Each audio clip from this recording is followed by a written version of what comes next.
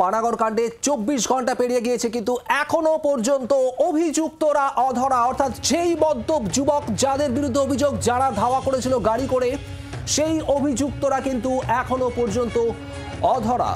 আর এদিকে ইফটিজিং এবং পুলিশের নজরদারি কথা উঠছে এবং সেখানে রেশারেশির কোনো ঘটনা ঘটেনি। মেয়ে ইফটিজিং এর শিকার এমনটা দাবি করছেন ওই মহিলার মা, মৃতার মা। আর এখানেই আমরা গতকালও দেখেছিলাম শুভদেব, পুলিশের তরফ থেকে বলা হচ্ছে যে ইফটিজিং এর ঘটনায় ঘটেনি, এখানে রেশারেশি হচ্ছিল। আর তার মায়ের, মৃতার মায়ের একেবারে উল্টো দাবি, উল্টো অভিযোগ, যে তিনি বলছেন যে ইফটিজিং এরই শিকার হয়েছে মেয়ে, রেশারেশির মতো কোনো ঘটনা ঘটেনি। মায়ের বক্তব্য এবার শোনাবো আপনাদের, শুনুন। একটা হাইওয়ের ওপরে কোনো পুলিশ প্রোটেকশন নেই, মোবাইলে কোনো পুলিশ ভ্যান নেই, যে বাইরের স্টেটে গিয়ে এতদিন ধরে কাজ করছে সেখানে সে নিরাপদ, নিজের স্টেটে পশ্চিমবঙ্গে নিরাপত্তা নেই। এইরকম একটা ঘটনা ঘটে গেল, এখনো পর্যন্ত পুলিশ কাউকে গ্রেপ্তার করতে পারলো কিনা সেটাই আমরা জানতে পারছি না। যেখানে গাড়িটা ধরা গেছে, আমাদের একটি ছেলে গিয়ে গাড়ির চাবি খুলে নিয়েছে, গাড়িটা সেখানে ছিল, তারা পালিয়েছে, গাড়িটা ধরা গেছে। পুলিশ তো পুলিশের মতো দাবি করছে, আমরা তো ইফটিজিং দাবি করছি। কেন, যে গাড়িটা ধাওয়া করেছিল সেই গাড়িটা রীতিমতো ওদের ড্যাশ করছিল এবং সেখানে যারা ছিল তারা রীতিমতো মদ্যপ অবস্থায় ছিল। সেখানে মদের গ্লাস, মদের বোতল সেই গাড়ির মধ্যে পাওয়া গেছে। যে ড্রাইভার নিয়ে যাচ্ছিল সে ড্রাইভারের সঙ্গে আমি বহুবার বহু জায়গায় গেছি, সে ড্রাইভার রেশারেশি করার ড্রাইভার নয়। এবং ওরা প্রত্যেক বাড়ি এখান থেকে অনেকবার গয়া গেছে, গয়া থেকে ব্যাক করেছে এখানে। ওরা রেশারেশি যারা রেগুলার যাতায়াত করে তারা কোনোদিন হাইওয়েতে রেশারেশি করবে না, এবং সে ড্রাইভারও রেশারেশির ড্রাইভার নয় যে রেশারেশি করবে। অর্থাৎ রাত্রেই মৃতের মায়ের তরফ থেকে যে বক্তব্য উঠে আসে তাতে পুলিশের দাবি খারিজ করছেন তিনি, এবং তার একেবারে স্পষ্ট দাবি ইফটিজিং হয়েছিল, তাদের ড্রাইভার রেশারেশি করেন না, রেশারেশি করার ড্রাইভারই নন। আপনাদের এখানেই শোনাবো গতকাল পুলিশের তরফ থেকে ঠিক কি বলা হয়েছিল, শুনুন।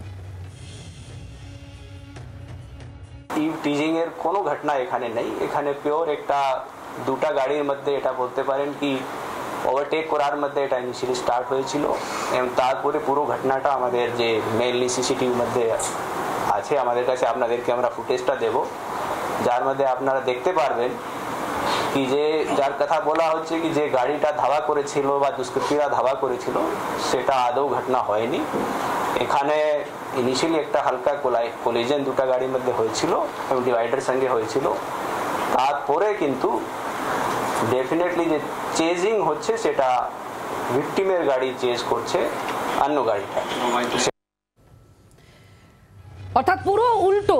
আমরা দেখলাম গতকাল যখন এই ঘটনা সামনে আসে, এখানে বারবার যেটা বলা হচ্ছিল ইফটিজিং এর শিকার, জাতীয় সড়কে নিরাপত্তা কোথায়, নজরদারি কোথায় পুলিশের, এই প্রশ্ন উঠছিল এই তরুণীর যেভাবে মৃত্যু হয়েছে। আর তারপর পুলিশ যখন সন্ধ্যেবেলায় প্রেস ব্রিফ করলো তখন পুলিশ বলছে, আপনারা শুনলেন পুলিশের দাবি, যে কোনো রকম কোনো ইফটিজিং এর ঘটনা ঘটেনি, রেশারেশি চলছিল। এবং বলা হলো যে দুটো গাড়ি একে অপরকে ওভারটেক করার চেষ্টা করেছিল সম্ভবত, এবং সেখান থেকে এই ঘটনা। যদিও তরুণীর গাড়ি এই যুবকদের গাড়িকে ফলো করছিল বা পিছু নিচ্ছিল বলে পুলিশের দাবি। অর্থাৎ একটা বিষয় আছে স্পষ্ট, পুলিশের বক্তব্য এবং মৃতের মায়ের বক্তব্য কিন্তু একেবারেই আলাদা। মৃতের মায়ের তরফ থেকে বলা হচ্ছে ইফটিজিং এর শিকার হয়েছিলেন তার মেয়ে এবং তারা যে গাড়িতে ছিলেন তারা, আর তারপরেই এই ঘটনা। আর তরুণের বাড়ির অবস্থা এই মুহূর্তে একটু জানার চেষ্টা করব। বিধান আমাদের প্রতিনিধি আমাদের সঙ্গে রয়েছেন। শুভদীপ, আমরা বিধানের কাছে যাই। বিধান, পুলিশ পুরো উল্টো একটা দাবি করছে, যেখানে মায়ের অভিযোগ রয়েছে যে ইফটিজিং হয়েছে। পুলিশের এই বক্তব্য বয়ান শোনার পর তারা কি বলছেন, আইনি পথে কিভাবে এগোবেন কিছু বলছেন? আমরা যোগাযোগ করবো শুভদীপ। খুবই গুরুত্বপূর্ণ বিষয়, বারবার যে প্রশ্ন উঠেছে সেটা হচ্ছে জাতীয় সড়কের নিরাপত্তা কোথায়? একটা গাড়িকে ধাওয়া করছে, এক মহিলা যার মৃত্যু হয়ে গেল এই ঘটনায়, তারপরে এই প্রশ্নটা খুব জোরালো ভাবে ওঠে যে নিরাপত্তা কোথায়। এবং রাত্রেই যে দাবি করা হোক না কেন, যেটাই সত্যি হোক না কেন, এটা ঠিক যে এখনো পর্যন্ত কেউ গ্রেপ্তার নয়, অর্থাৎ অভিযুক্তরা তাদের কাউকেই ধরতে পারেনি এখনো পর্যন্ত পুলিশ। বিধানের কাছে যাবো ঠিক এই জায়গাতেই। বিধান, পুলিশের তরফ থেকে গতকাল যে দাবি ছিল, আজ আমরা দেখছিলাম মৃতের মা, তার তরফ থেকে কিন্তু স্পষ্ট বলা হচ্ছে যে রেশারেশি কোনোভাবেই করতেন না তাদের ড্রাইভার, ইফটিজিং করা হয়েছে। এখনো পর্যন্ত অভিযুক্তরা অধরা। এই মুহূর্তে কি বলছে পরিবার?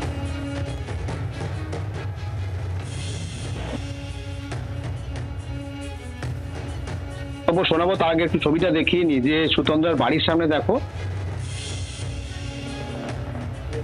সুতন্দ্রা যে গাড়ি যাচ্ছিল বা সুতন্দ্রাকে কোনোভাবেই ফ্রিজিং করা হয়নি, তার গাড়ি রেসারেসি করতে গিয়ে দুর্ঘটনায় পড়েছে, সেই দাবি কিন্তু মানতে চাইছে না তার পরিবার। আজকে এই মুহূর্তে কিন্তু মহিলা কমিশনের টিম এসেছে, তারা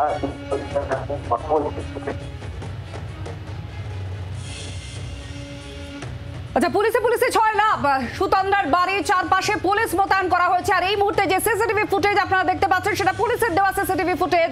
গতকালই পুলিশ এই সিসিটিভি ফুটেজ প্রকাশ করে, যেখানে সামনে ছিল সাদা গাড়ি, ওই যুবকদের গাড়ি, আর পেছনে ছিল ওই তরুণীর গাড়ি। এটাই পুলিশের তরফ থেকে সিসিটিভি ফুটেজ প্রকাশ করে দাবি করা হয়। আপনাদের আরো একবার শোনাবো এখানে ওই মৃত তরুণীর মা, তিনি ঠিক কি বলছেন, কি দাবি করছেন, শুনুন।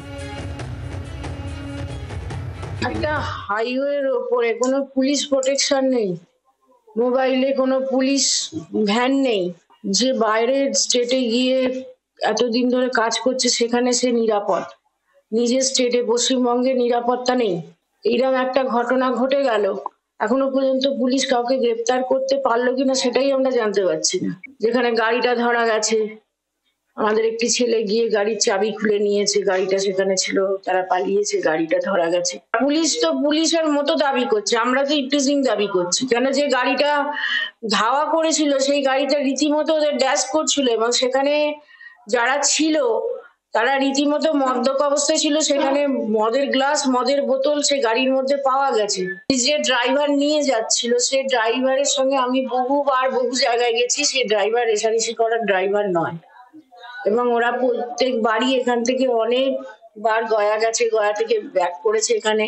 ওরা রেষারেষি যারা রেগুলার যাতায়াত করে তারা কোনোদিন হাইওয়েতে রেষারেষি করবে না, এবং সে ড্রাইভারও রেষারেষির ড্রাইভার নয় যে রেষারেষি করবে। বাংলার আওয়াজ, বাঙালির আবেগ, জি 24 ঘন্টা।